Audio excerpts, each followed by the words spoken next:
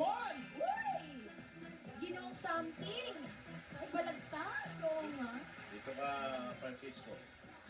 Ivan! Bakit kami mga dahon-dahon dyan?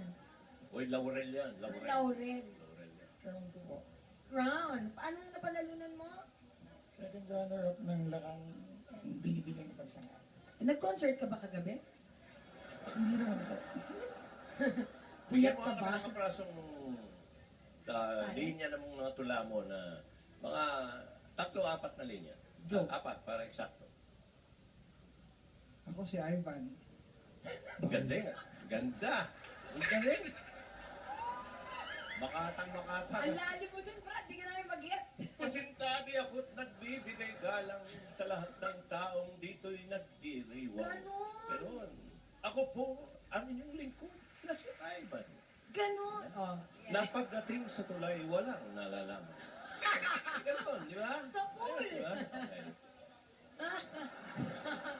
Sana'y Joke lang. hindi wingmaan. O ito. Lakan ng pagsanhan. Uy, maganda yan sa Laguna. O, good luck.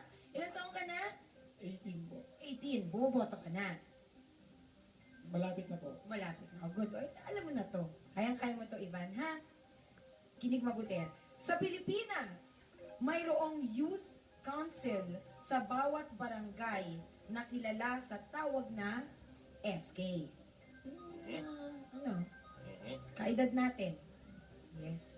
Ano ang ibig sabihin ng K sa SK? Go! Kabataan! Kabataan! Yes! Ayon sa iyong katalinuhan, pero kangangahan sa pagtula kabataan is correct! Ivan, si Ivan. Si Poy siya. Give me! Yes! Okay, isa na lang.